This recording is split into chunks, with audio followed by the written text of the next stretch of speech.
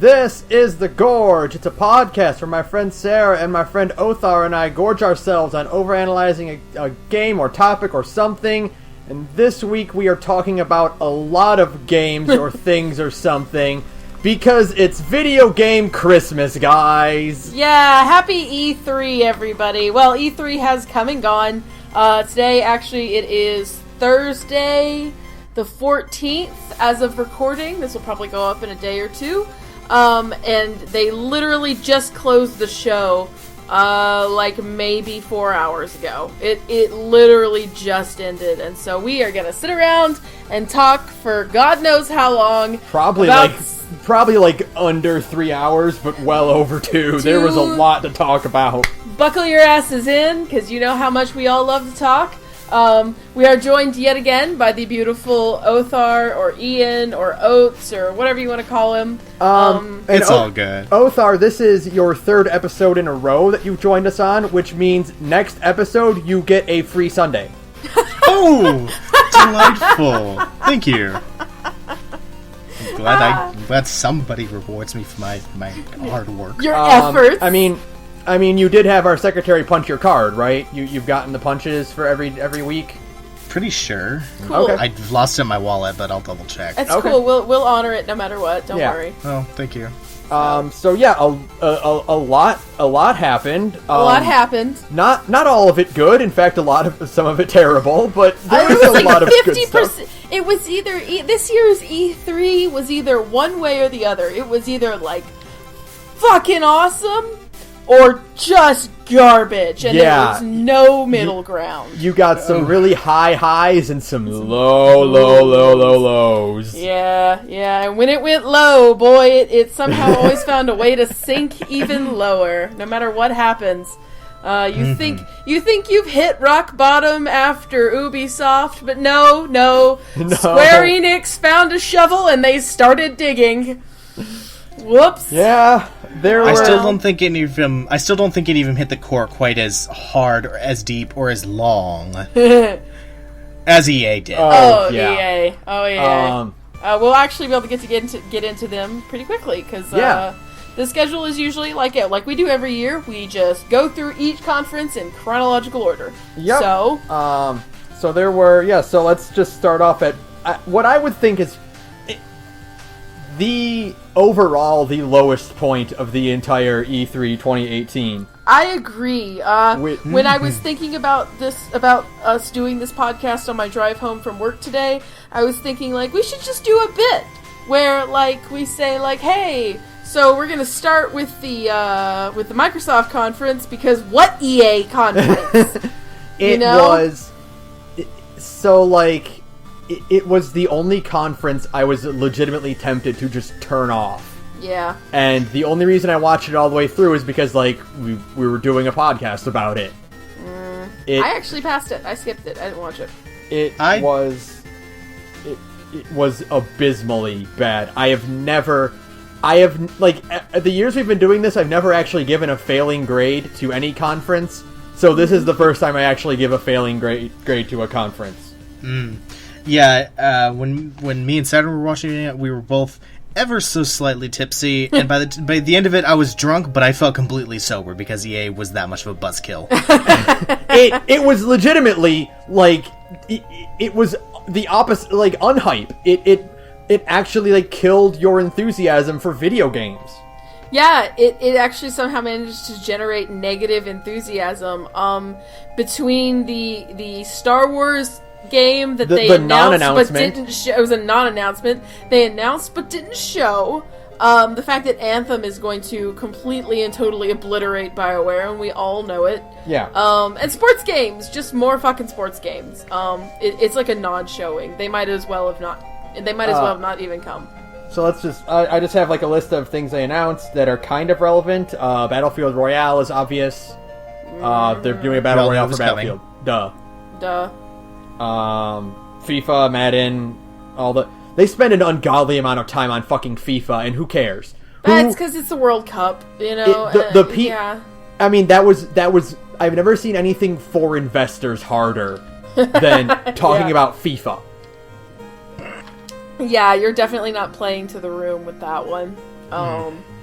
So anything else? What? I know there's Anthem. I know there's Unraveled 2. Sea of Solitude and Unraveled 2 were the only things that looked somewhat acceptable. They brought out the nervous Swedish guy and the nervous German lady. They played Command and Conquer mobile game on stage, an entire round of it, and nobody was interested. Which was like the moment where I'm like, I need to turn this off because I'm getting angry at this. Yeah. Man, the Command and Conquer trailer on YouTube has the most absurd likes to dislikes ratio ever. I would bet. They got ratioed super hard, and I love it. It's so much Schadenfreude, you know? Oh my god. And yeah, Star Wars Fallen Order it's I seriously think she did that on her own. Oh, like yeah. That wasn't supposed to be like in the conference, and like she just saw like the dev in the audience, and she's like, well, I can fill a few minutes right now. Because no, not even a title card, not even like a year it's gonna come out. Like, hey, we're making a Star Wars game. It's gonna have Jedi in it. That's our announcement. Bye. Yeah. No, that woman was tragically taken out back and shot as soon as that conference was over. She lost her job for sure. Yeah. And then they had to announce that Anthem doesn't have loot boxes because that is the albatross around EA's neck forever. Yep. I want them to push that boulder up every single year and have it roll back down onto them every single year. Yeah. Boy, how about Anthem? How about Anthem not having anything that makes a BioWare game even remotely interesting? Like how do you make interactions, no romances? How do you find a way to make jetpack robots in cool cloaks fighting giant monsters boring? BioWare always finds a way. EA will always find a way as long as they can find a way to make it soulless. EA finds a way. Yeah. They sure do. Yeah, thank you, Dr. Malcolm. Yeah. That's literally it. That's it. That's it. F minus. F for sure, without a doubt. F minus. I would say 0 out of 10, but you brought like 2 things, so I guess it's like a 2. You brought 2 things that I liked, but I might not even buy because like I still don't know what Sea of Shadows is. Or Sea of Solitude is. I won't be buying Unravel. I bought Unraveled 1. It's fine. I don't really. I mean, like we'll never do an indie episode about it because like I feel just a lot of nothing toward it. It's fine. It's pretty. It's just kind of your standard 2.5D indie side scroller. That's it. Unravel 2 looks a lot like you could just play Kirby's Epic Yarn and get the same experience. Yeah, get the same experience. Yeah, I agree. Play some co-op Epic Yarn and you're good. That's it. So let's move on to something fucking awesome, and that is the Sony third party show. Yeah, the Sony, Nintendo, Square collective showing, also known as the Microsoft presser. Microsoft. So let's talk about the only exclusive of note from Microsoft, which is Halo Infinite, which is going to be Halo Battle Royale, which is fine because the Halo multiplayer is fun. Well, hold on. We also found out that Crackdown 3 was actually a real game and not canceled. Crackdown 3 is never coming out. Crackdown is not a real game. We promise it's not. They didn't announce Crackdown 3. They weakened at Bernie's Crackdown 3. they just dropped Terry Crews up on some string. And he's put some still sunglasses here, guys. on him. Look, it's fine, guys. To Crackdown 3. Here's my thing about Crackdown. Like, is Crackdown really even that big of a property? I don't think so, but here's what I do think. I'm pretty sure that the reason that they just kind of stopped doing anything about it at the time was because Agents of Mayhem came out last year, and there's something about post Saints Row 3 that has such a very strong like overlap with Crackdown's like entire aesthetic and gameplay that they just like let it sit. Yeah. They just shelved it for a bit. Man, Microsoft can't get a win. No, I mean, with their exclusives. Halo Infinite will be fine. I'm sure it'll be fun. I might, if I have like access to it, I'll play it. But I'm not buying an Xbox for it.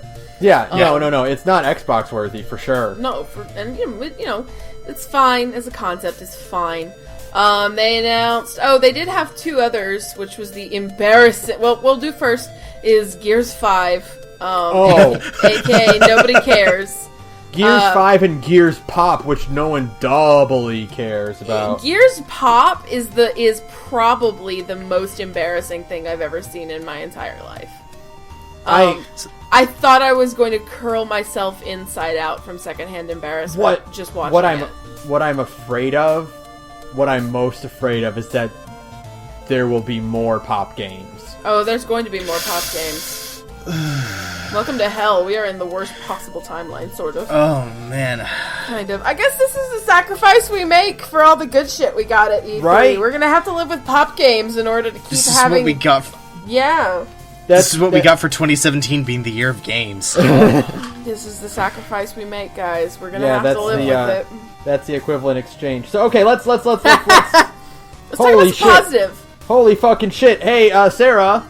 What? There was a game that was announced. It's Johnny Young Bosch is in it. I don't know if you know about it.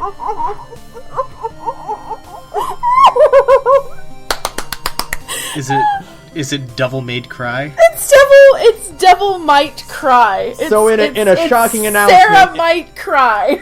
In a shocking announcement, DMC 2 is coming out. For some reason they changed the 2 into a 5. DMC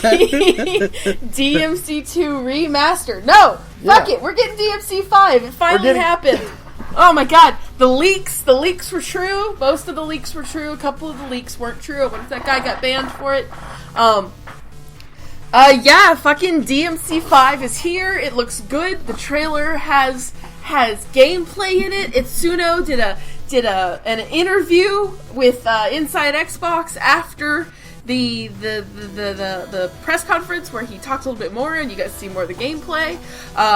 There's gonna be on June 20th, I just saw this on Twitter like 2 hours ago, on June 20th there's going to be a whole Capcom TV thing about Devil May Cry 5 with even more gameplay, and they're gonna be at Gamescom probably with the demo.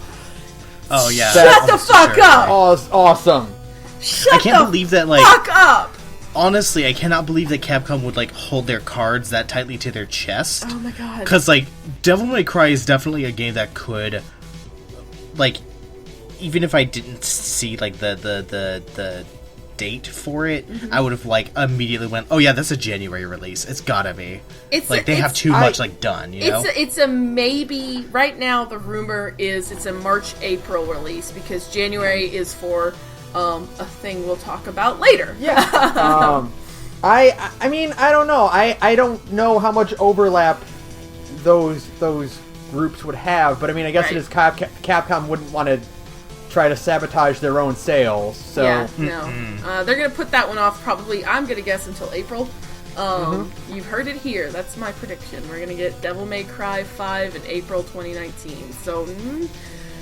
Kind of far off, but not too bad. I don't have to wait 4 years. It's already been 10 years. I can wait 8 more months or however long it's been.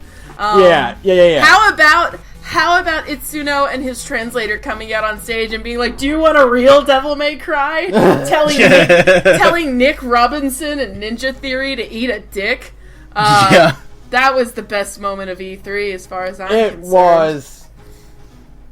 was excellent. Like, I needed that little bit of catharsis. I needed that for my soul. I needed that, and it's going to be running on the RE7 engine. It's going to be 60 frames per second the whole time, which is really cool. I'm so happy that like the RE7 engine is a thing now. Yeah, RE engine is good as shit. It looks great. I don't care what people say about the faces. I think the faces look awesome. They look fine. They look fine. Whatever. They look fine. I mean, people are being picky. I think like the weirdest thing ever is people are like, "Oh, Mia looks so weird in Resident Evil 7." Yeah, she's been locked up in a basement for like months. Yeah, she looks like a person. She looks a little iffy. No, that's the thing though, is that like these people actually start to look like persons and not like anime. Like, you know, like I don't mind like anime style games, obviously, because there's another game we're gonna be talking about in about 3 minutes. More than 3. Sarah, we have a lot to go through first before we get to that. I know, but like, man, it's just 60 frames per second, running on the RE engine, 3 playable characters, Virgil's back. What else? All of the old voice actors are back, so that's Ruben Langdon, Johnny Young Bosch, Ruben Langdon doing the mocap, still facial capture for them. Fucking Dante now looks like a 1-for-1 like Ruben Langdon. It's great. Nero looks like Johnny Young Bosch. Like, it's fucking awesome. Nico is great. I love her. Mm-hmm. You can surf on your robot arm, so get fucked, Big Boss. Like, and there's the robot arms means there's multiple different kinds of robot arms, which means we can have style switcher. Juggling combos are back in a really big way. I mean, everything I saw in the gameplay, just that there's this one little shot in the trailer where Nero like whips around and he like effortlessly pops something up into the air, and I was like, "That's Devil May Cry. That's your Devil May Cry. That's your fucking Devil May Cry with your juggling, and you're keeping people in the air for like 5 minutes, and he, like, at one point in one of the Itsuno demos, he like shoots a guy into the air and he knocks him back down, and then he shoots his arm at him and explodes out into different directions. Fuck off! How cool is that? Nero has this cool fire claw attack thing with his devil, it's called the Devil Breaker. It's not his arm, which is a great name for something. It's a great name. And so I don't know what that means for Nero's Devil Trigger, because his Devil Trigger is in his arm.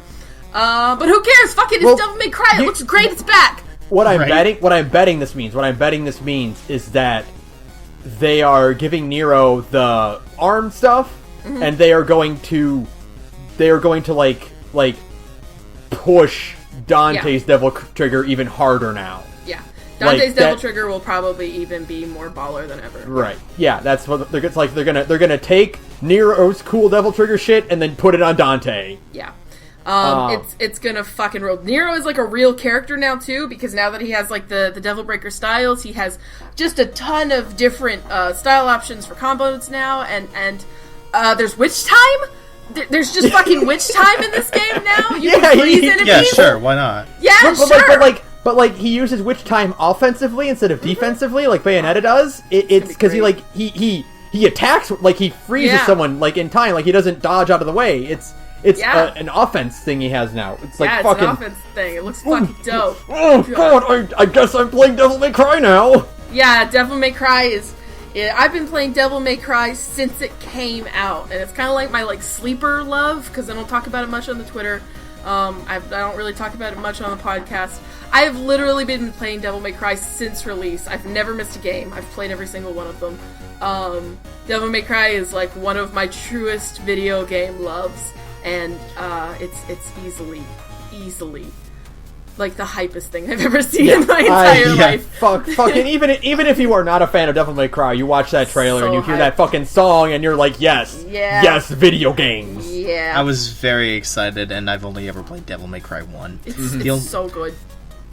My only concern is, I really hope that, even though it is a very much dead franchise, we get like the Gajinka Alice store, like like designed from Beautiful Joe. I would like just to give you a little bit of something. So everyone is talking like, okay, well, what is going to be the burn on DMC Devil May Cry? Like, what's going to be the diss?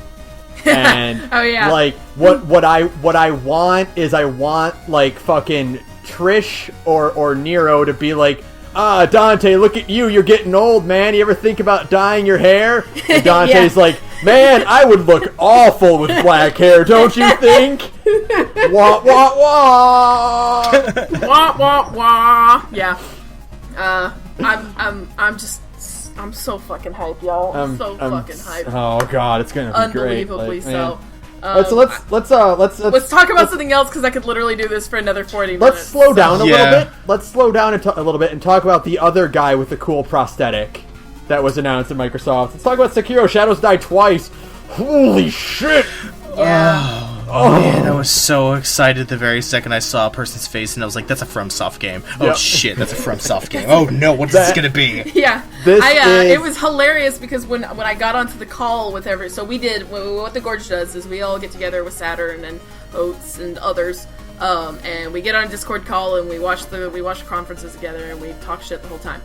And I got onto the call a little bit late, like my connection was giving me problems, and so just as I get onto the call, I hear all of you guys going, "It's a FromSoft game!"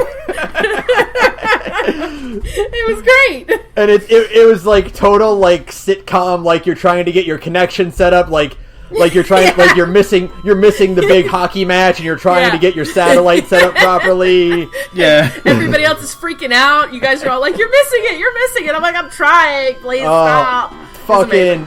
Okay, so this is great because they've already announced there is no stat building, there is no classes, you are given all your tools at the beginning, and it is you are organically building your character based on just what you want to play with, which is like awesome, and like I'm really excited to see what this is. This is a FromSoft game where you have a grappling hook and you can latch onto things and hookshot your way around an environment, and jumping is a much bigger part into the battles. You can actually jump for starters. Yeah. Yeah, you can jump for one. This is just like, you know, we people wanted Bloodborne 2, but like, holy shit. This is pretty good. This is a pretty good alternative. We didn't know we wanted this. Yeah. I'm so happy. It's literally like feudal Japan meets Fist of the North Star. It's so good. It's gonna be good. They said they're gonna they're retooling their death mechanics. I don't know what that means. I didn't read the article. I don't think the article we kind of saw a bit of it in the trailer, and it kind of looks like you respawn right where you died. Yeah, it looks like you die, and like I'm assuming there'll be like a penalty. Maybe you lose. I mean, well, like, there's no leveling up. Then what would you lose for dying? And I don't know. We'll see. We only just got the trailers in a little bit, but it's still incredibly exciting. Looks great. And I mean, it's fucking FromSoft, so maybe it'll finally be a FromSoft game I can play well. Whoops. Yeah. It looks. We'll see. I'm very excited. I'm excited. What's so next? there was some smaller stuff that's still kind of cool to note. Dying Light 2. We'll see we'll see how that plays out with their emphasis on like dynamic like world building. Yeah. Mm-hmm. I mean, from what they've shown, like, that's impressive, but, like, is that going to be, like, 4 or 5 choices you make, or is that literally, like, everything you decide, you know? Right, yeah. Like how well can you pull that off? Yeah, exactly. But it was nice to see Chris Avellone again. We all love him. Pretty much as soon as he walked on stage, we were all cheering, because everybody loves Chris Avellone. Yeah, I distinctly remember the mood of, like, when we were just like, Dying Light 2? They're doing a Dying Light 2? Forgot about that. And then Avalon showed up. We were just like, oh, okay. We can turn this around. All right, cool. Chris Avalon has the power of a FromSoft logo. Yeah. What else was there? What else? I like kind of like the de-emphasis on like the zombies and more emphasis on like humanoid stuff, because it's kind of, we definitely get like an after the end zombie game, like after the zombies are all like mostly cleared out, like which is kind of a cool idea. Shadow of the Tomb Raider somehow looks worse than Rise of the Tomb Raider. I don't know how they did that. They've made the same game 3 times in a row now. Just give me Uncharted. I watched that, and all I was thinking the whole time they were doing the stealth mechanics, which is, God, I want to play Arkham Knight again. Yeah. Or, you know, any other game except for more suffering porn with Lara Croft. We're all bored of it at this point. We, you know, let's see what else we got. Jump Force. Jump Force looks cool, but there's I didn't see the gameplays, so the gameplay videos make me think a lot of like what would happen if you mashed like the 3D Naruto games. They're kind of like, you've seen the gameplay of the My Hero Academia game, right? Yeah. You mash that with Xenoverse. Okay. And that's kind of what it is. The Naruto characters look very weird.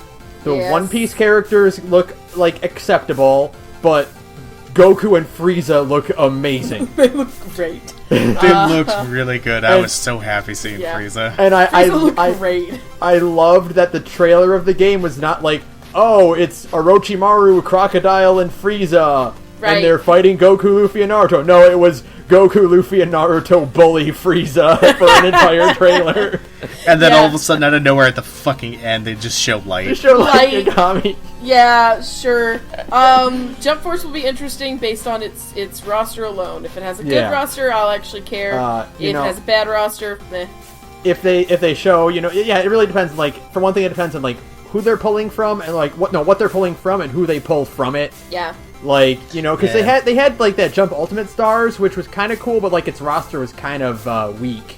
Yeah, it wasn't its roster was definitely based off of like the like Japanese popularity polls and did not give a shit about Western ones. I would love if they are. I would hope that they're putting My Hero Academia characters in. They're going to. I would if they're putting characters like Light in. My fucking dream is Emma. Yeah. I would fucking like flip my shit Emma if they put in the Promised Neverland characters or Dr. Stone characters. That would be cool. That would be amazing. Hopefully, stuff like JoJo or the classics, Bleach would be, We'll it depends. probably get Bleach. I can see us at least getting Ichigo, but yeah. I'd love to be able to play as Jotaro and fight Light, and it's basically just stand fight. I want that so bad. What it would be is Jotaro would pull what he did on Enya and like write his name wrong, and Light's like, what? No. The dream is the dream is old school Joseph versus Light. No, yes! I was gonna say Joseph is just like, you're about to write down my name, Johnny Joestar, aren't you? Part 2 Joseph clowning on Light is my dream. Oh my god. Okay, what's next? There's so much. Cuphead Delicious Last Course.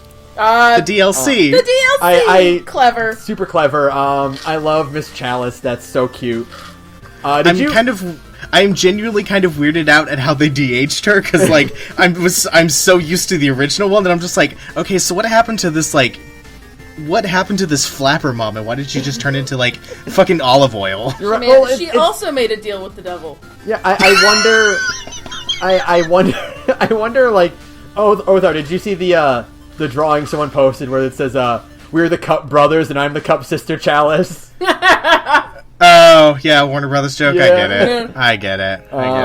That looks, it's gonna be fun. I'm surprised they're putting out like a DLC pack like this, like because like that's a lot of production. So I'm assuming it's cutting room floor stuff. I'm assuming it's gonna be either cutting room floor stuff or like it's not going to be the exact dedication they put into the base game. Yeah. I'm willing to bet that it's cutting room floor stuff that they were able to do because of just how much sales that they made. Because Cuphead was amazingly profitable for them. I think it's still in the top sellers list on Steam right now. So it deserves it. God. Just so you guys know, I am saving the very, very big things for the end, so I'm just getting through like what we that's fine. have here. Let's hit the small things. Battletoads is coming back. It looks like it's going to be like animated sprites instead of like pixels. Cool. That's a big shrug from me. Yeah. I don't think we need another Battletoads. I think Rare's dead. Yeah, Rare is dead. The talent behind the original Battletoads is long gone. We don't really need another one, right. But whatever. Session is not Skate 4. That's all anybody cares about. Session. They showed a skateboarding man. They showed a skateboarding man, and it was like, "Is it Skate 4? Is it Skate 4? Oh, it's what? Oh, yeah." You should have seen Twitch chat. I was watching it on Twitch on my TV, and you should have just seen Twitch chat. Just go Skate 4, Skate 4, Skate 4, Skate 4. And then when it wasn't Skate 4, it was like, aw, you could actually see the sigh in Twitch chat. So, It was so sad. Tragic. Next. Tunic looks adorable. Oh, yeah. Fox right. Zelda. Fox Zelda looks cute. Fox Zelda, Stories Junior, basically. Oh, yeah, Stories Junior, yeah. Hyper Light Drifter for kids. Yeah, it's nice that the cute fox that Casey Green draws got her own game. Clever. And then they had Ori and the Will of the Wisps. Ori was great. That last year. So it looks great. It looks like a good Ori game. Yeah. And then we also had fucking Tales of fucking Vesperia remastered. Oh my god! Finally, holy shit! It's finally here. Finally! It took so long. We finally have an English version. DC Douglas confirmed on Twitter the other day that he is coming back as Alexei, which means So they are dubbing it. Holy shit! Yes. Yep. They actually are dubbing it. I know, it's incredible. I don't know if that means Troy Baker or does that mean Matt Mercer. It doesn't matter. They sound exactly the same. But I'm curious. I'm curious. They got Matt Mercer to replace Kanji in Ultimax, and nobody noticed a difference. Now my fear, my big fear is Right? that the dub for First Strike Yes. did not have Raven's original voice actor. It had a replacement. Right? Because I think his original voice actor is like a radio host. Yeah. So he's not like a dedicated voice actor, but I think he might be now because like I checked his roles and he does a few other stuff. Okay. So like my fear is like I pray to God they do not pull a Chie and redub everything for him. I doubt they'll pull a Chie. What they might do is get a sound-alike for the new dialogue options. Or for the new dialogue. Yeah. And so occasionally he'll sound weird. I mean, it's still Namdai. They're still cheap. They won't hire a voice actor to redub the entirety of a game, you know? Because they're Namdai. They're cheap as shit. That's what they do. That's how they stay afloat. And the other fear is no one knows who Judith's voice actress is, so... yeah, maybe they might get somebody new for her. They might get a replacement. Who knows? That's fine. There's plenty of good voice actors out there. Judith is not nearly as iconic sounding as Raven. So. Yeah, like I would be way more disappointed if Raven got replaced because his voice is just like his English voice is just so it's great. Perfect. Yeah, it's great. It's just the PS3 content. I hope that means we get all the old PS3 DLC. I hope they're not charging $60 for this. This is my one fear. I mean, I'll pay $60. Yeah, I just don't want to. I just don't want to. But it's too good to pass up. Like fucking. It's too good to pass up. Fuck. Yeah, but hopefully this for so long. Hopefully they just do a Hyrule Warriors Definitive Edition, and it says here's the DLC. It's in the game already. Yeah, that would justify a $60 purchase for me. I would actually pay $60 if it had all the old costume DLC from back in the day. The Definitive Edition for Hyrule Warriors should be like the going forward for remasters like this with like DLC packs. It's just here it is, here's all of it, and you don't have to pay a cent for anything more. Yeah, that's how you justify a $60 price for a remaster. Yeah, I agree. Otherwise, I mean, fuck, it's Tales of Vesperia. It'll give us an excuse to talk about Tales of Vesperia again. Tales of Vesperia is a good game, guys. It's a very good RPG, and there's a lot damn more... Damn good JRPG. There's a lot more this one adds. I know. I will have to take your word for it. You should actually play it. It's pretty damn good. It is. Yeah. There is one more.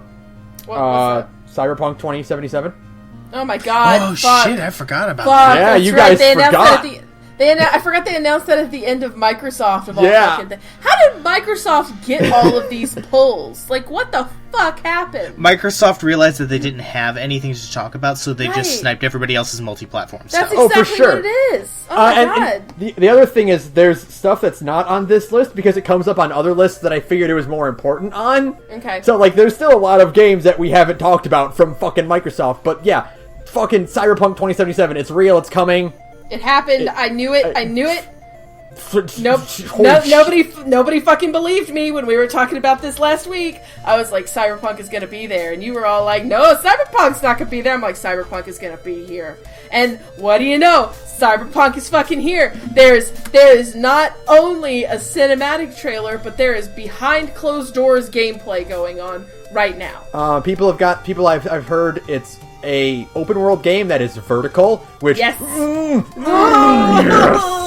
So good, so juicy. That sounds nice. Great. I heard the creative characters is robust and rock solid. You there's no classes. You kind of warp your own class based on just what you want to upgrade yourself with. Backstories are based off of dialogue. I love this. Backstories are based off of dialogue choices and mold versus the options you take. So it sounds it sounds like I love Saints Row 3 dialogue. I know, exactly. So it sounds like there'll be like quests associated with the backstory you invent for yourself. I trust CD Projekt a great deal. Yes. Witcher 3 is phenomenal. Yes. They know what they're doing with their games. Fucking that trailer has like the aesthetic. Holy shit. I love that it's in the daytime. So one of my favorite things is that they didn't. It would have been too easy and too cheap for them to put it at night and be like, oh, look, flashy neon lights and your standard the cyberpunk aesthetic that everybody knows. But no, CD Projekt, they shot finger quotes the whole thing during the day, and so you get an idea of what just the day-to-day reality for people in this big city looks like. I think that is genius. It's good shit. It's a smart aesthetic decision. It gives you an idea of like, oh, this is like a real, fully fleshed out world, and not just your standard boring, like, oh, seedy, dark, always nighttime cyberpunk city. Like that's too easy. Right. It looks great. I'm super excited to get into this. Like that's Cyberpunk has the potential to completely destroy our lives. Yeah. Oh yeah. More than Fallout 4 did. Like, which is saying something. Yeah. Cyber Project. Fuck.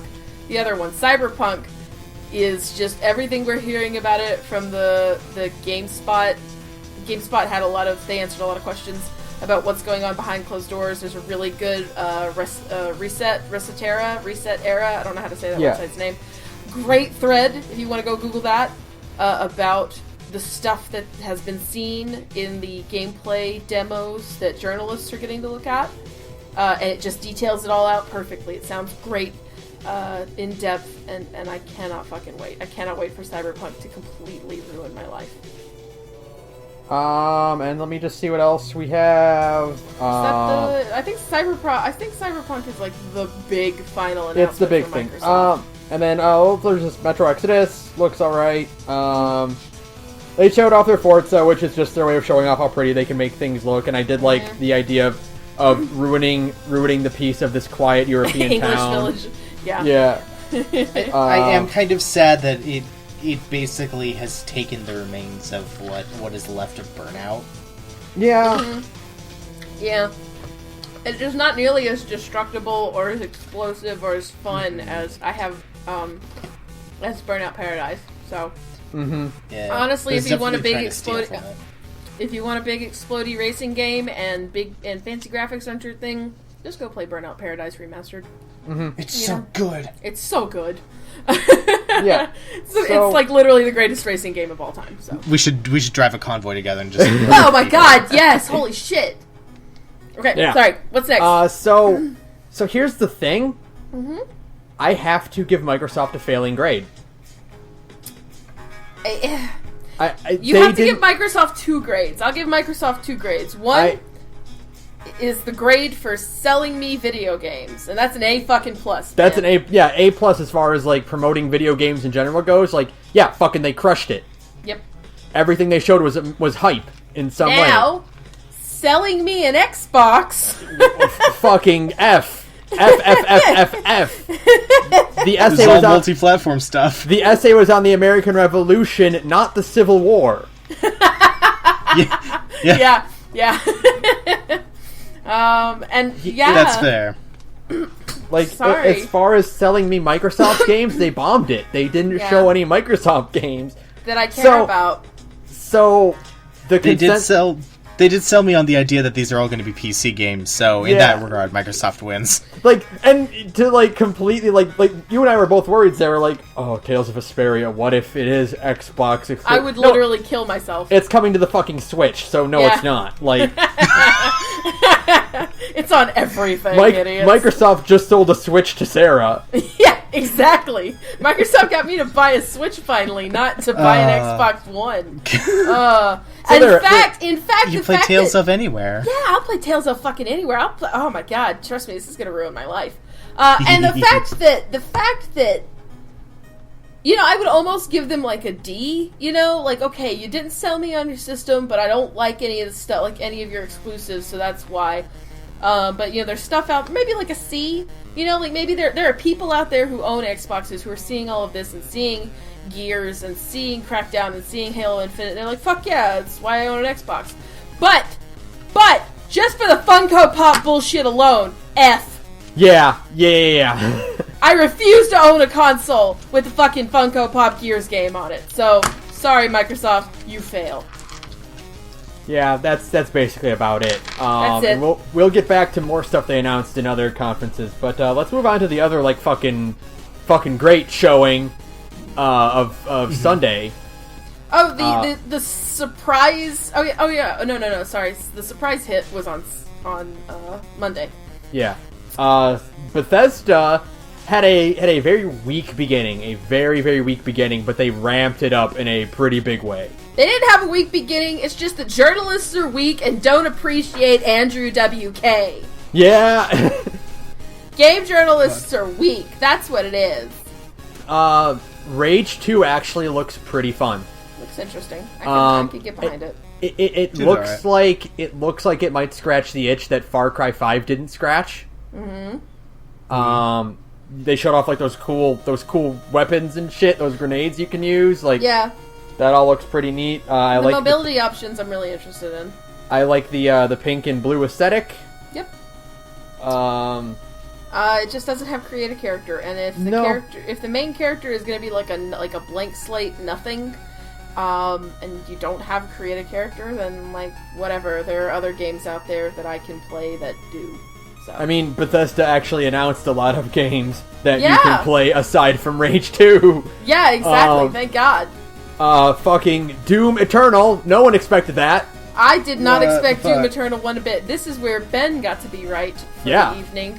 Because Ben was like, Doom 2 and Wolfenstein. And we were all like, fuck no, you're not getting Doom 2 and you're not getting Wolfenstein. And what do you know? And I ended up being right on both counts. We got a trailer for Doom Eternal, which takes place on Earth now. So you are just going to be killing demons on Earth. All right, hell yeah. Yeah, and then fucking Wolfenstein. And then you got a Wolfenstein co-op game about BJ's twin daughters. How cool is that? That's awesome. What the fuck? What the fuck? What the fuck? I expected Wolfenstein, and even I was caught off guard by that. Yeah, it's set in the 1980s. It's about killing Nazis under neon lights. Hell yes. What the fuck? BJ's daughters better be named like Bethany and Jamie. It's fucking co-op. Hell yeah, Wolfenstein is perfect for run and gun co-op. Yes. Excellent. There's no stealth or like cover shooting in Wolfenstein. Right. I'm glad that BJ's not dead. That's good. He deserves to live a happy life. He's earned it. Let the man grow old with his wife and daughters. Leave BJ Blazkowicz alone. He's a good man. He doesn't deserve all this Nazi bullshit. Let his daughters kick some serious Nazi ass.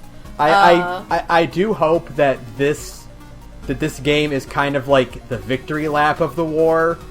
Like, I hope the plot is his daughters are cleaning up the last remnants of the Nazi regime. Yeah, don't give me some, this is like an alternate reality. Don't tell me that Wolf 3 has a bad end, okay? Yeah. Please. I can only handle so much heartbreak. I would love for it to be like a travel through Argentina to find the like Nazi remnants. Yeah, that would be cool. That would be so cool. Yes. Because this is not Wolf 3 because they I think it's called Wolfenstein 2 Youngblood. Yes. So it's but it's not a DLC pack. It's kind of like a Death of the Outsider thing where it's just like here is an expansion pack. It's the Old Blood. They did the Old Blood for New Order. Oh, I get it! Yeah! Oh, okay, yeah. Okay, I get it now. Young Blood, the Old Blood, yeah, you got it. So... I get it! They, what else? They had their usual, it's Elder Scrolls Online, it's Elder Scrolls card game, whatever. Fallout 76, though, let's talk about Fallout 76. Let's talk about Fallout 76 and the progressive disappointment it's become.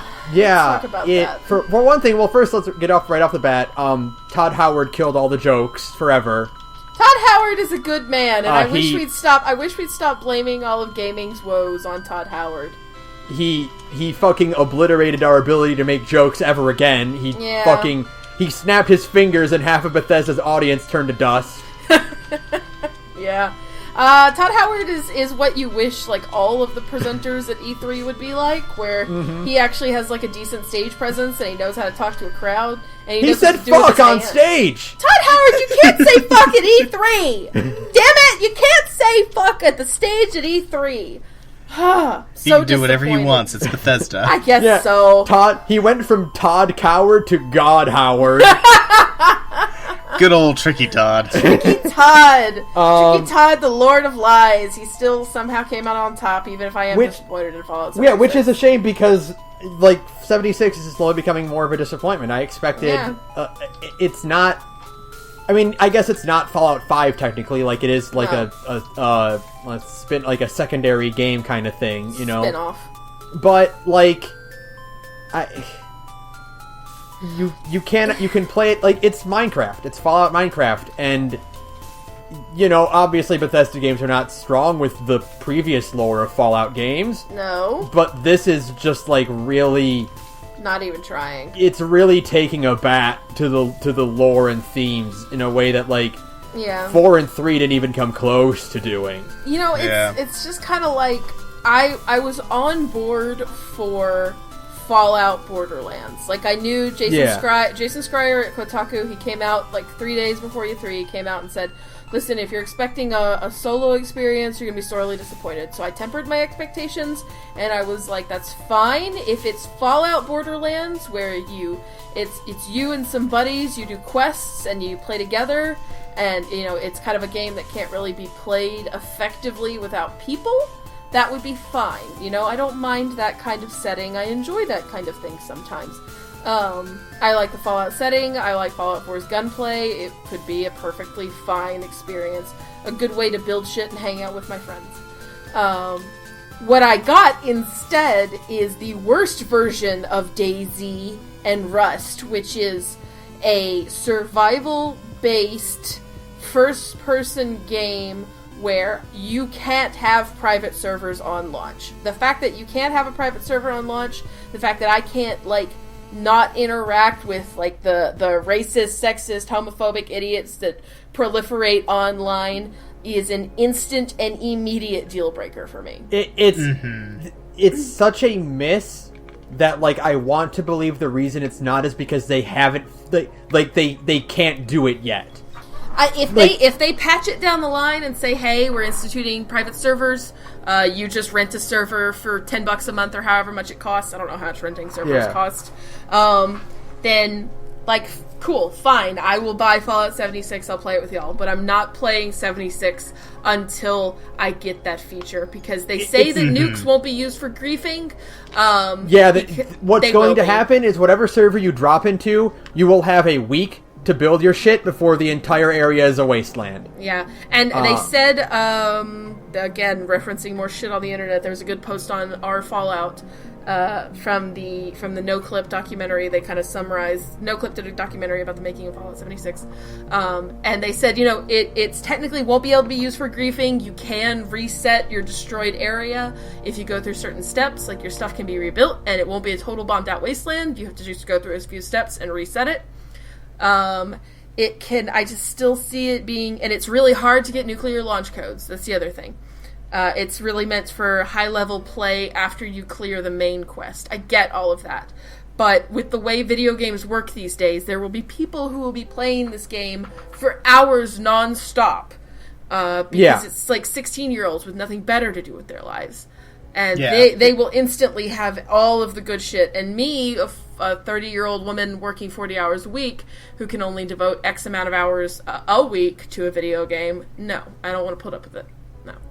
It's basically making an MMORPG where PvP is always on in every area and expecting it to go smoothly. It's terrible idea. There's no way.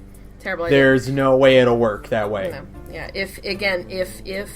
if there were private servers or some kind of semi-private server or something like that where you play only with invite, like you could just invite your friends to a certain map, that would be different. But that's not how this is working. You will be playing, you can invite your friends to your map, but it will also be populated with a bunch of other assholes.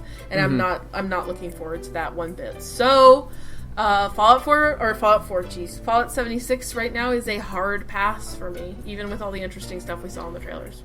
It's a shame because it had an amazing debut. You know, it had the launch, the videos were all really good, but then the info we find out later is just like very disappointing.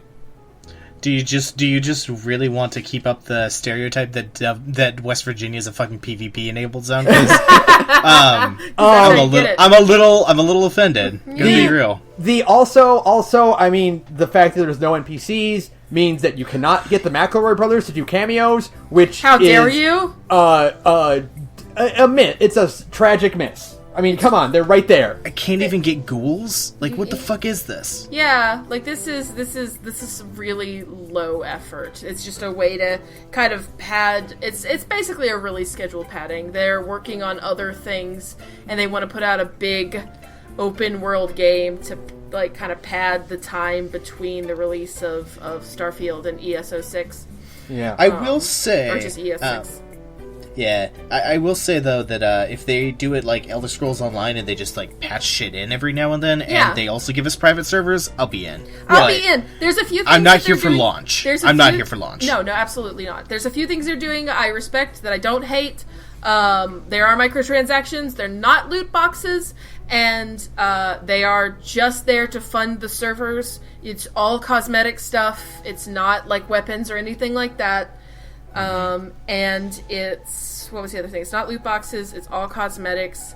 And you can earn all of it in the game if you want. Yeah. That's all good.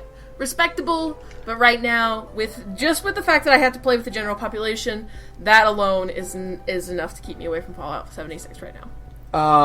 Also, I forgot to talk about this, Prey DLC. Prey DLC looks cool, Moon Crash is good. That is a very interesting take for a game I did not expect for this kind of thing to have. Yeah. I wish Saturn was here. They could speak very intelligently about Prey. Yeah. I was very, very interested in seeing like what it had to offer with that.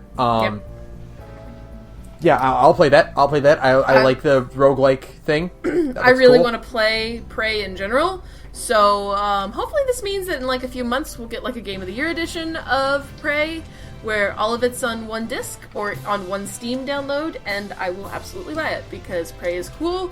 It's the best shock game to come out in the last 5 years. Mm-hmm. So, yeah. And then there were two very big drops at the very, very end of the conference. Very end. Not much to talk about, but they exist. Starfield and Elder Scrolls 6 are coming. And fucking holy shit, Todd. Holy shit, Todd. Yeah. You know what I would really love?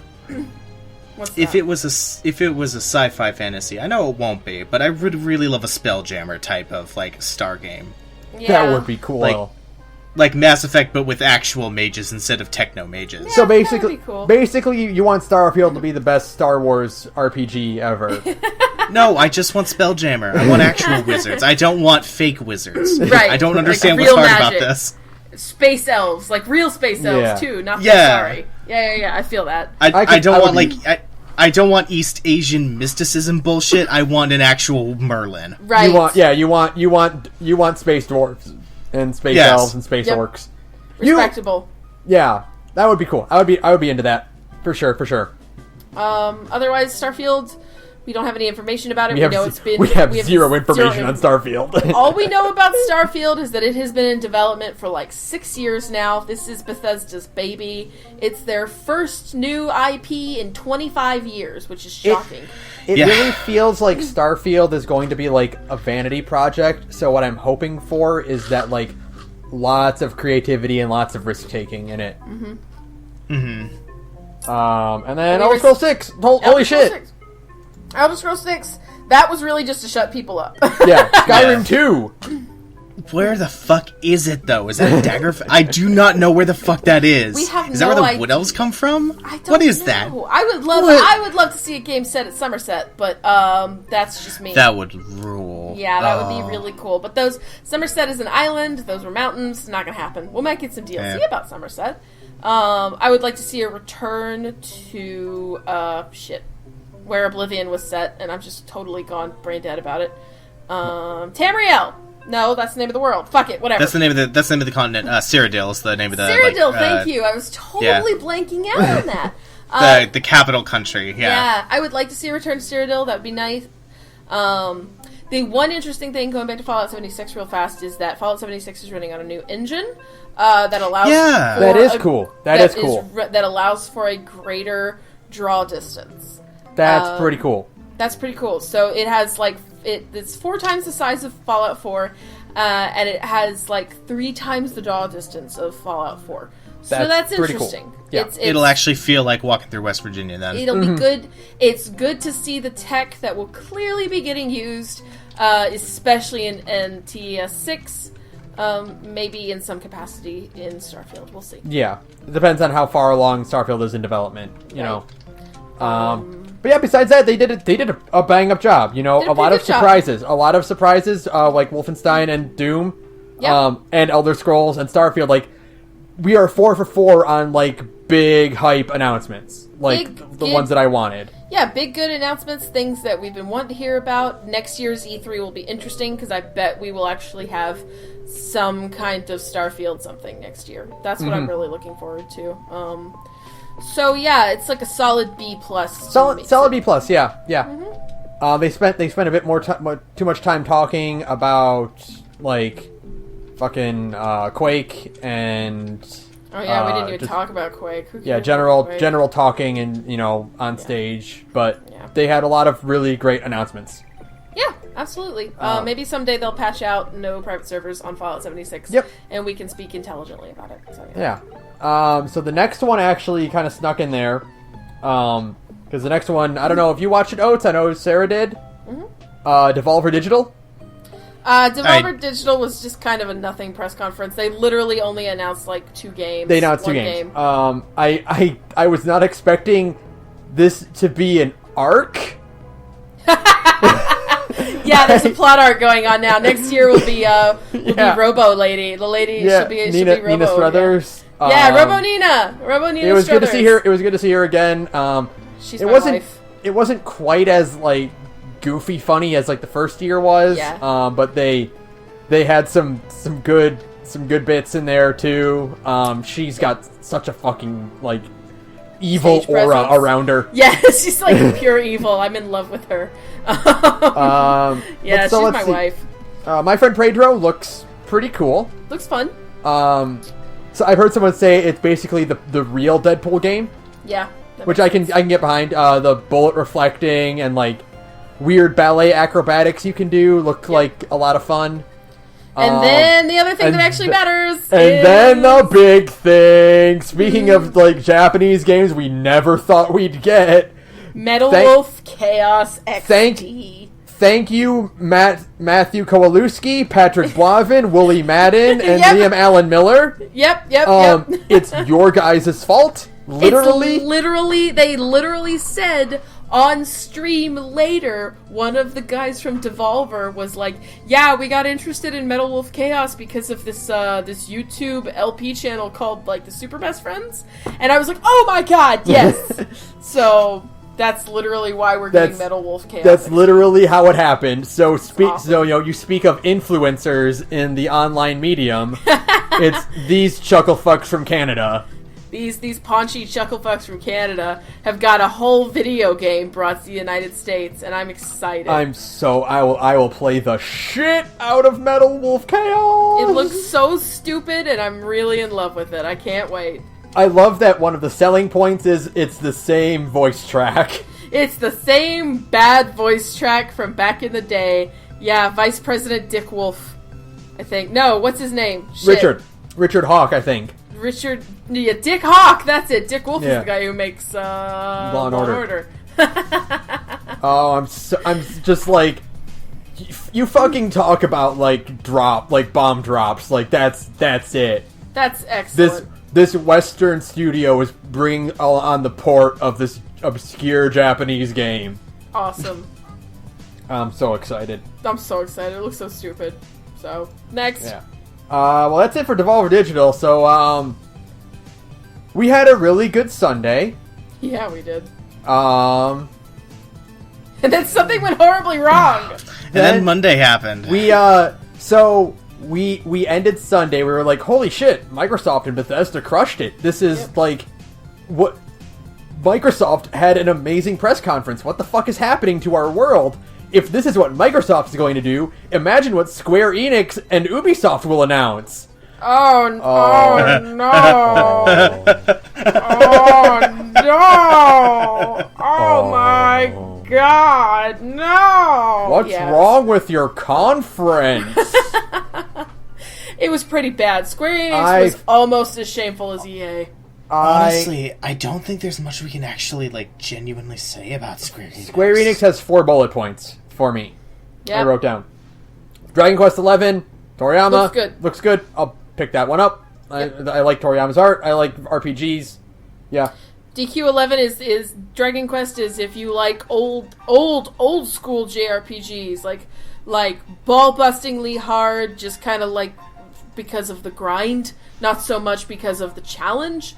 Dragon Quest XI is for you, and that is exactly the kind of JRPG I like. I'll be getting DQ11. So. Babylon's Fall was nothing until we saw From Software logo. No, not FromSoft. That's Platinum, isn't it? Oh, it's Platinum. It's Platinum. You're right. It's Platinum. It's Platinum. Which Babylon's Fall is Platinum, the exact same reaction from us. Which is, what's this? Some kind of weird night game? I don't know what is this like. That's Platinum. Is this a trailer for is this Octopath Traveler? What the fuck is Platinum?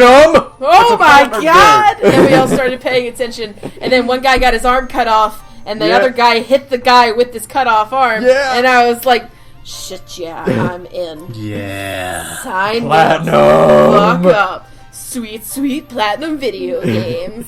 Yeah. Platinum breaking free from breaking free from doing the Nickelodeon art they had to go through. Mm-hmm. Yeah. Back to making full-fledged real games. So cool, awesome. Yeah. Thank God. That looks good. The Quiet Man. The Hushit Dude. The Quai Man. Mr. Silence. The Man with No Words. Vaguely racist E3 trailer. The deaf racist man. Oh no! What are you doing? Oh no, baby! What is you doing? Oh no! You go from an FMV to a 3D models, and it's and they're really ugly 3D models. It's a downgrade for sure. Mm-hmm. I mean, there's nothing else to say besides what is this? Is it like a beat 'em up? I'm guessing it's a weird urban beat 'em up thing. I can't wait for this game to come out and then for Square Enix to be regretfully, this game did not meet our exorbitant sales expectations, and thus we are shuttering the studio. Yeah. Oh, yeah. That's what it is. That's what's going to happen. And then the last one here is this was pretty much every show, but I just want to get it out of the way. Just Cause 4 is coming. Tornadoes are in it. Oh God, do you think they could push the tornadoes aspect in Just Cause 4? Hey, do you guys know it's going to have tornadoes in Just Cause? Hey, do you know Just Cause is going to have tornadoes in it, Ian? What? Cause, it's going to have tornadoes in it. Did you know that? Does that mean dynamic wind mechanics? Tornadoes. Yeah, it has tornadoes in it. And dynamic wind mechanics. Hey, Ben. Hey, tornadoes are going to be in Just Cause 4. Really? Do you think they would have announced that, I know. Weird they didn't show it off at all. Can't believe we didn't see it at all. It's crazy. Fucking 75% of those, every trailer we saw for Just Cause 4 had a tornado in the background. Question, I live on the West Coast. What the fuck's a tornado? it's actually when the sky falls down and spins really fast and tries to kill you. Ah. It sucks, Sounds yeah. awful. Yeah, it sucks. We get them down here in the south a whole lot. It blows. We just get volcanoes. I know, man. That sounds radical. But that's literally it for Square Enix. I'm not even counting Kingdom Hearts because they showed the Kingdom Hearts trailer at fucking Microsoft. Sony. Yeah, they showed it. They showed it at 3 different places. It's guys. Well, they showed one big trailer at Microsoft, which showed off A New World, which showed off Frozen. Then they showed more or less the same trailer at Square Enix with a few new scenes, but whatever. So that doesn't count. So doesn't count, guys. Sorry, that's the sound effects were still muted it was a little weird. bit. So what I'm hearing and what I think it is that they did it because they wanted you to focus more on the Utada Hikari song. Mm-hmm. Because they show up when the song is not playing. Right. but it still does sound like weird and unfinished. It sounds broken. Yeah, it's just Yeah. like, what's going on in this trailer? Like, everybody I know thought that there was something wrong with it. Yeah. But no, they decided to do that every time. It was bizarre. Yeah. But yeah, so besides that, like, that was, like, it was a half hour long. Yeah.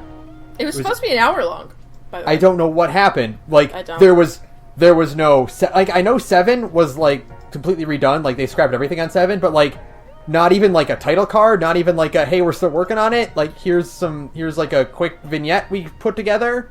Yeah. Nothing for 7? Nothing for 15? Nothing for 15. What was the other thing they were nothing for the Avengers game? Yeah, no, like, I didn't expect it. I was hoping for it, but, like, yeah, not even like the same trailer we saw earlier. Like, yeah, nothing? There's nothing, not a single thing. I wasn't- swear, I think they forgot half their presentation. No Deus Ex information. Nope. They showed off some 14 stuff, but, like, you know, Who cares? nothing else happened. Yeah, at this entire it was conference. Weird. I literally think they forgot half their presentation back in Japan. Like, that's my only explanation. I love the idea of a food fight scenario. Where they just were missing all of their content and they had to rebuild half of it. Yeah, and they only had like 2 hours before the big show. They're like, what do you mean you lost the flash drive at the hotel room?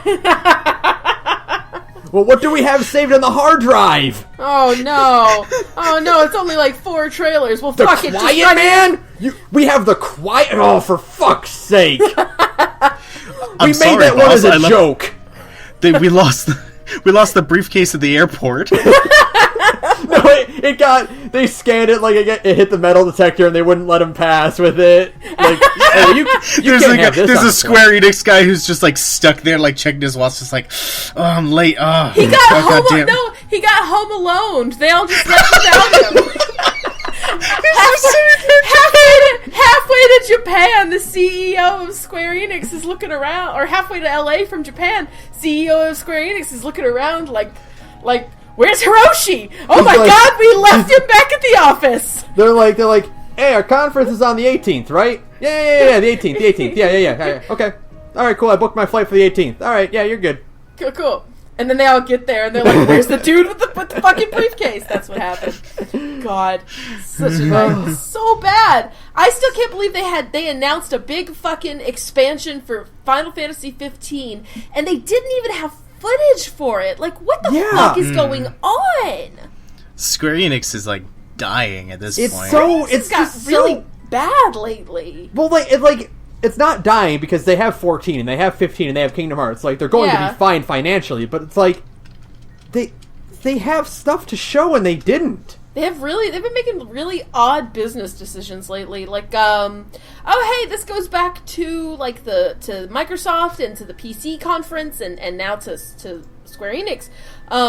How about the fact that they fucked IO over, and then they let IO go, and then IO got picked up by another publisher, and they're immediately like, we're back, bitches, with a really radical Hitman.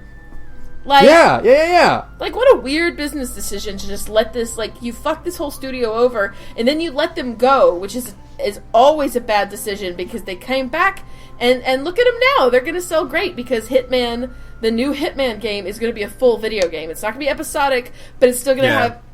It's going to have post-release episodic content, but the whole game is going to be on one disc with like a bunch of cool post-release stuff to do afterwards. Like, seriously, guys? That is such a no-brainer to just, like, let IO do what they're really good at. Like, it blows my mind. So, yeah. It's just so... It's so... Like, it feels like there's, like, internal turmoil in that company, because, like... There is. Well, yeah, I imagine that's part of it, but I'm wondering if it's kind of like a situation with Konami where, like, it's deliberately being liquidated slowly but surely by Yakuza devs, like, who own stock. Yeah. The Yakuza is slowly tearing Square Enix apart from the inside. Yeah. God. Yeah, I think it's a management problem. Like, I think Square Enix has a serious management problem. Like, you know what? As long as Kingdom Hearts 3 comes out, then they can die after that. That's all I need at this point. That's all I ask. I mean, we got our good Nier game. I'd hate to see never get another Nier game, but you know what? We got one. Automata is good, so as long as we get Kingdom Hearts 3, you could really put a fork in Square Enix. Yeah. I don't need Final the Fantasy 7 VII remake is never fucking coming. I don't need that remake, but I do need Kingdom Hearts 3. Like, after that, like, it's... I had this revelation, like, I'll talk about this more, like, I'll talk about more of the actual game, but, like, I have this revelation where it's like, you know, I used to think I was, like, a really big Disney fanboy, but I'm not. I'm just a really big Kingdom Hearts fanboy. Yeah. I understood that. Respectable. I respect that, my man. Like, We have spent too much time on a nothing conference. we did, yeah. So, but Yeah. yeah, so that was literally it. Fucking D-. D-. They technically showed off, like a technical part of their conference. Like, half of it was impressive, because they had 2 trailers that were good. Yeah. Dragon Quest and Babylon's Fall, but, like, come on, guys, get it together. Show something impressive. Bring the content everybody is expecting you to bring, like the Avengers and Final Fantasy 15, stuff like that. I've given them an F because they gave us a half an hour when they very clearly were supposed to go on a lot longer. Yeah, I mean, that's fair. It was a 6-page minimum for this essay, guys. You wrote 3. Yeah. Sorry, guys. So. Yeah. So. What's next? Here's the other failure for the God. conference, like straight up boy. F. Ubisoft. Ubisoft gets a 0, and I don't Gets even an want F. to spend too long I don't even want to waste my time talking about Ubisoft. I can't. If we were able to spend even a little bit about Square Enix, I cannot allow us to talk too much about Ubisoft. I just want to get to why, and the reason why it fails for me is because of their scumbag. Their scam? Their scam with Beyond Good and Evil 2.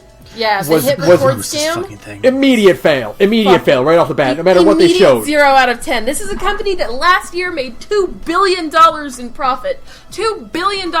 And they want to hand out a $50,000 pot to who knows. This is a $50,000 pot for assets made by who knows how many artists. That doesn't mean that you will get paid $50,000. That means that you will have $50,000 spread out between who knows how many artists. Whichever they use, not whoever contributes. Yeah. Whichever ones they use. So you could work your ass off on an art asset, they don't pick it, you get nothing for your work. Yeah, exactly. It's spec work, which is the scummiest kind of design work. And I bet you that they say that they didn't choose it, but they're gonna slip it in there anyway. They'll hang on to it. It's like that scummy movie scam that Red Letter Media was talking about. Oh, yeah. Yeah. Same thing, where they're like, well, we'll still retain the rights to it, you know? Yeah. But we just won't pay you for it because we didn't actually use it in the final project, right? Like, fuck off. Fuck off. It's the most blatant corporate fucking ripoff of young artists who want to get their work in the industry. Yeah.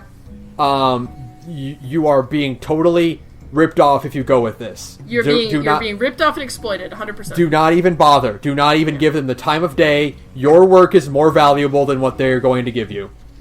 The way Ubisoft should have done it is that they should have said, we're accepting portfolios from X number of artists. You'll be paid per piece. You know, we want to take work from fans. You'll be paid, maybe a lower rate than usual because they're still cheap fuckers, but you would still be getting paid for your work after seeing a portfolio. It's submit your portfolio. We'll go through your portfolios. You look good. You can design some graffiti for us. Yeah. Or a propaganda poster or whatever, and we'll pay you for that. But no, it's do your work, submit your work, maybe we'll pay you. Right. Fuck it. That's a 0 out of 10. It's a 0. Like that just for that alone. There's nothing else. Like, I wrote down some stuff, but, like, I don't even want to talk about it. Yeah. Because everything else was also a disappointment. Everything else was a disappointment. That's literally it. They showed finger quotes gameplay for Beyond Good and Evil 2 that was really not gameplay at all. It was just recycled, like, walking animations. Yeah. This game looks like a Kickstarter scam.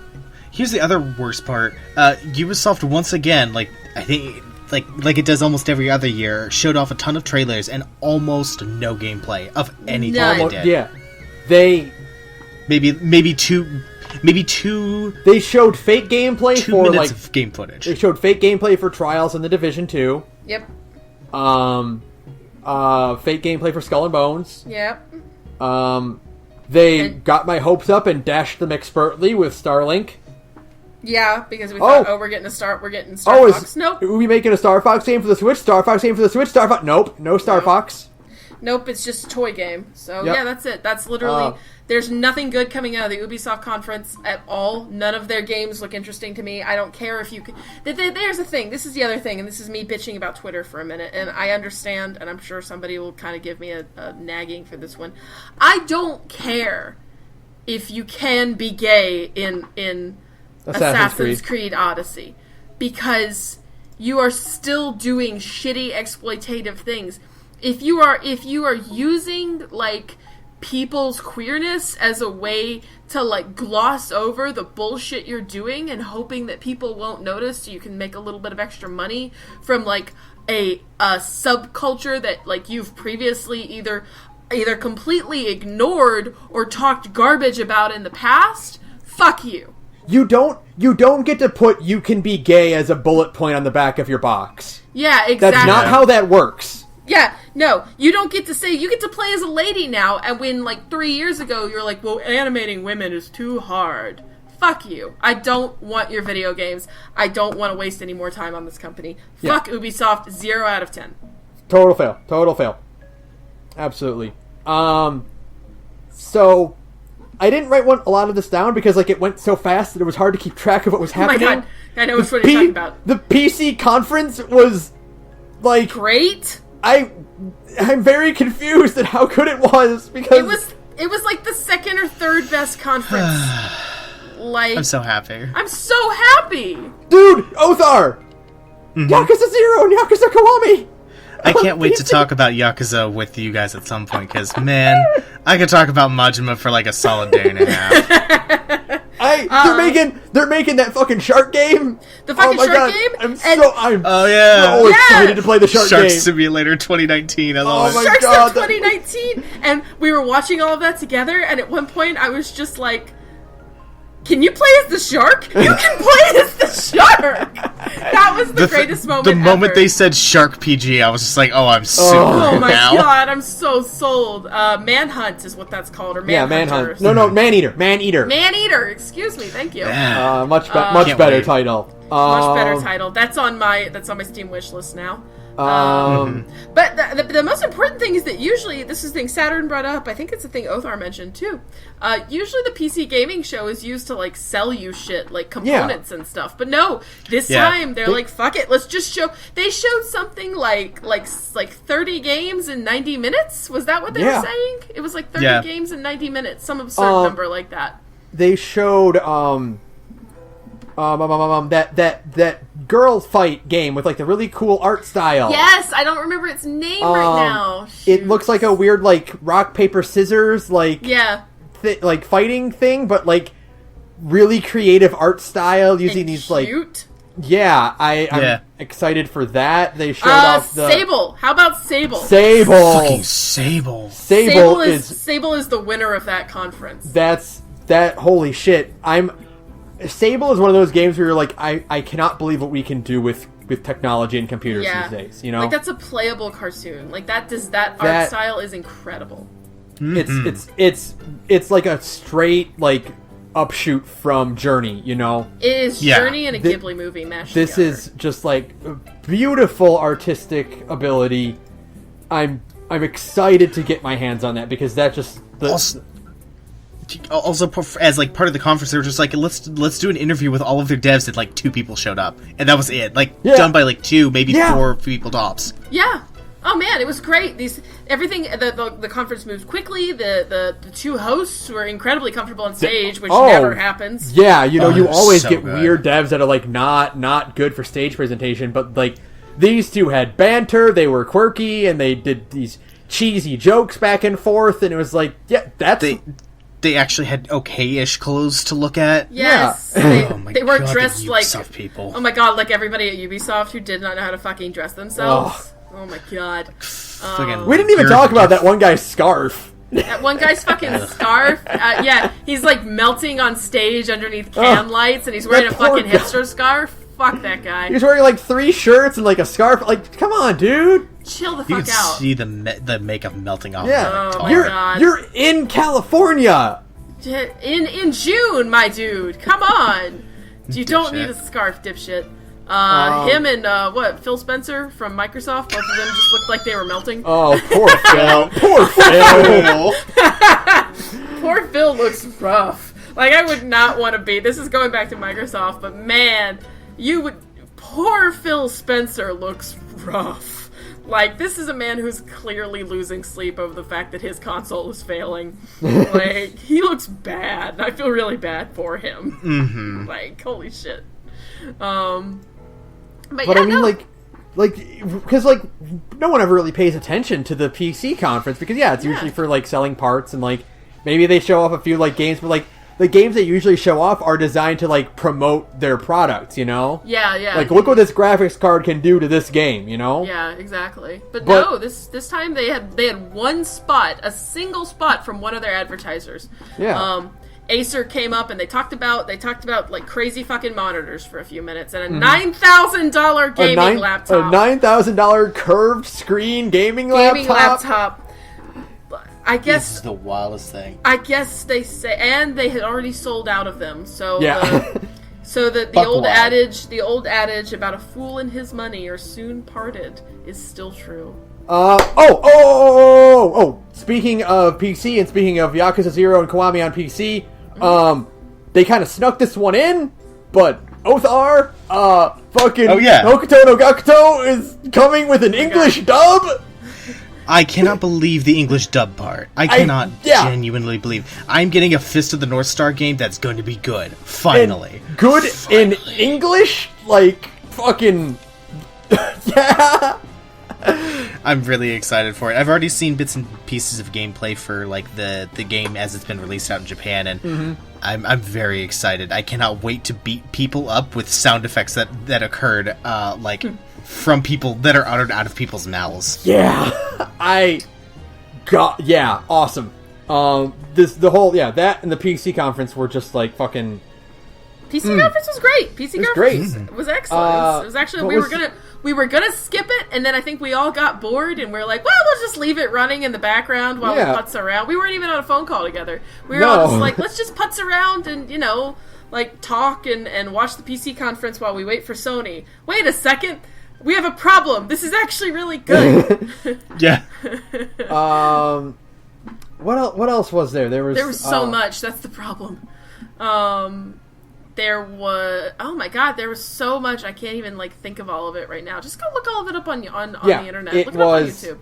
It was there was one more I wanted to talk about, but I'm trying to think of what it was. Oh no. Oh yeah, I'm glad we're getting another Left 4 Dead in the form of The Walking Dead. Oh yeah.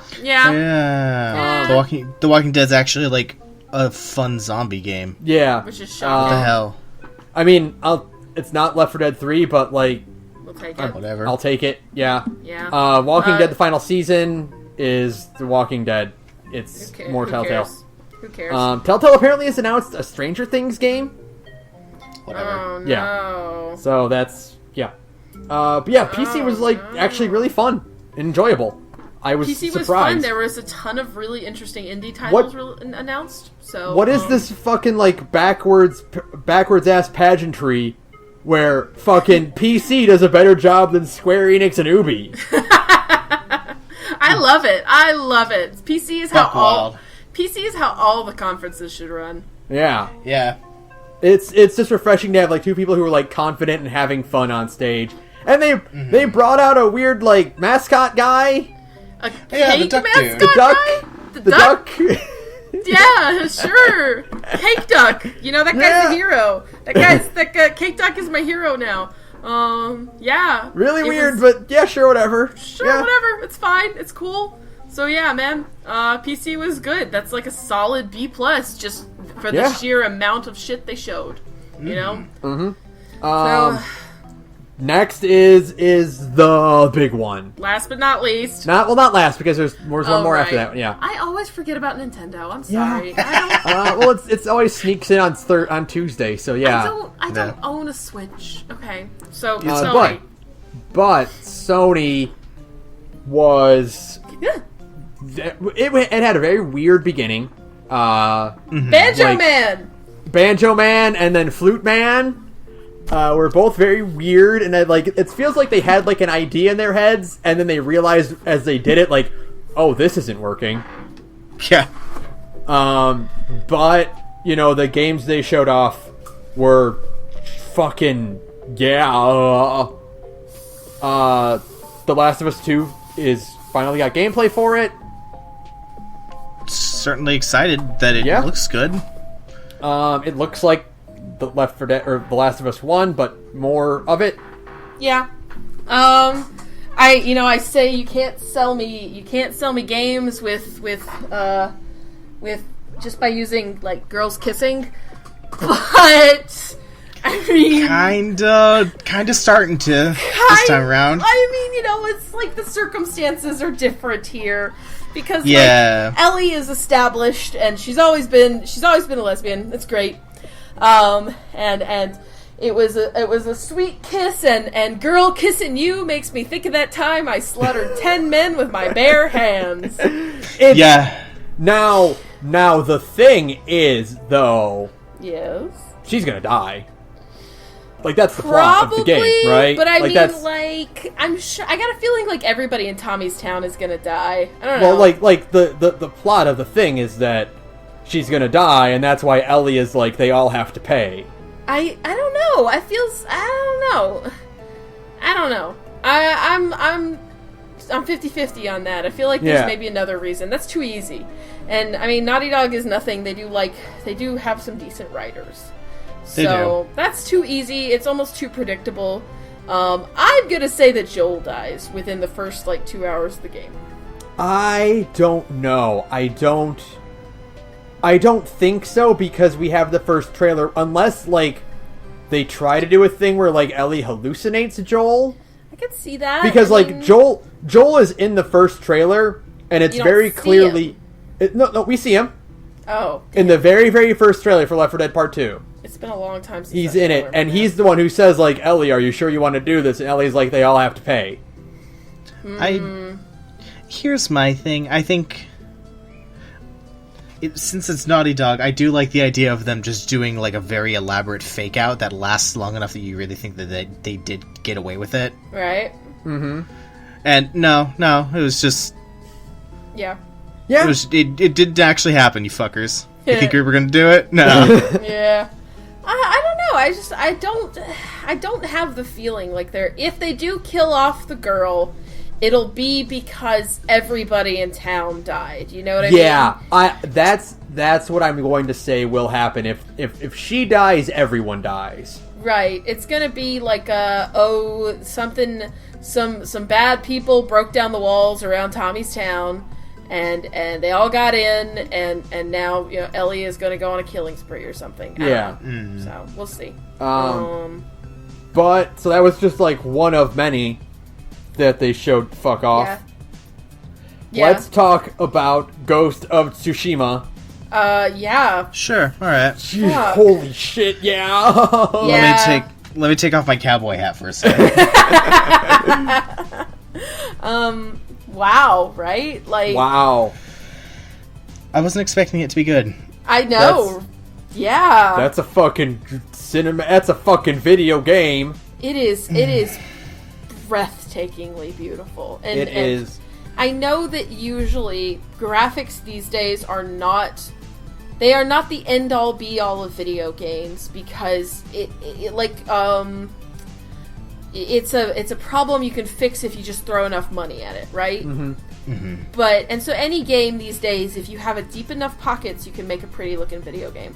But it's not about just that. It's not about graphical fidelity. It's also about the fact that Ghost of Tsushima has some of the most strong aesthetic choices I've seen in the game. Mm-hmm. In a AAA title, excuse me, because there's a lot of small titles. It's not just really good high-res textures. It's also very specific color palettes. Yeah, it's also there's also the very well-programmed camera that always catches your character in a very specific way that it very much evokes a really strong classical cinema. Yeah, you know what it reminds me of? You know what it really reminds me of? It's the same feeling I got when I played Horizon. Yeah. Which is, this is a game that looks photorealistic and it's got really high fidelity graphics, but it's not it's not the quality of the models, it's not the poly count or the texturing, it's how they utilize color and environment and like skybox to create a world like that. Yeah. There's a very intense the atmosphere in that trailer is so good. The cloudy sky with only light peeking through a little bit, the strong winds. Yeah. You just see the highlights on the trees feel so... Yeah. I mean, that's such a weird thing, but the lighting in the trailer is so strong because it's very, like, it just... You can just smell the... You can smell the breeze in some of those shots. It's beautiful. That weather you see there is weather you've been in, and that weather, like, seeing that immediately, you still feel, like, a little bit tense, like, seeing that, like, oh, something's gonna break. Yeah, storm is brewing. It's just the strong, those deep, cold, desaturated tones that are really rich, combined with incredibly, like, rich red leaves is so striking. I mean, you get such a good sense of aesthetics from that trailer, and like Othar said, the camera work, it's amazing. It's breathtaking, and then the combat itself, like I said when we were watching this is what cinematic gameplay should be. Yeah, which is not the gameplay we talked about in like our Last of Us video, where we talked about like The Last of Us or Tomb Raider does it, where it's you're running along a railroad, or like you and I were playing Detroit, and you were like, I'm just holding up. Yeah, I'm just holding forward on the stick at one point. Connor is like maneuvering around like this attic, but you're holding up. Yeah. This is what cinematic gameplay should be, which is you are in full control of the character, but the camera work is designed in a way that you feel like you are watching just like a good-ass old-school samurai film. And how about the sword fighting in this game, right? Oh! Like, it's so solid. The fact that it's a game that seems to be built around melee combat and, bow and arrows, like your standard traditional samurai weaponry. And it's in a historical fiction setting where the Mongols actually did manage to invade Japan. What the fuck? Yeah, that was like the coolest thing. Where you're like, oh, it's a cool samurai game, and then you see day 9 of Mongol invasion, and you're like, what? Yeah, because the Mongols never managed to make it to Japan. Everybody knows that, thanks to the History of Japan video. Yeah! They all died in a tornado. Kamikaze! You win again! Yeah, they all died in a tornado again. So it's an alternate history, which means you don't have to worry too much about, like, historical accuracy. Not that you should, but, it's kind of neat to kind of take a historical setting and make your own twist on it. It's gonna have a Japanese voice track, which I think is really neat. I was gonna mention that too. That, like, they're getting a Japanese actors. Yep. Like anime voice actors. To do the dub, which is like super cool. You would not expect that in a Western developed game like this. You know? It makes sense because, like, at the end of the day, even though Naughty Dog is like an American game, Sony's still like a Japanese company. Yeah, that's true. So I know this is kind of pull. This isn't Naughty Dog either, though. It's Sucker Punch. Oh, you're right. Sorry. But still, it's my brain was still on Last of Us. Sorry. Yeah, it's fine. That's just like, that's a cool thing to do for a game like this, where, like, people were worried at first, like, how are they going to do this authentically? Like, are they going to use Japan as, like, a backdrop, or are they really going to go all in and, like, make it authentic and historically accurate and, like, appreciate the setting, Yeah. I'm definitely concerned, but also, like, I know that it's going to be one of those things where no matter what, people are going to take, like, historical accuracy and throw it out the window in one regard or another. It's at the end of the day, it's a video game, Yeah, exactly.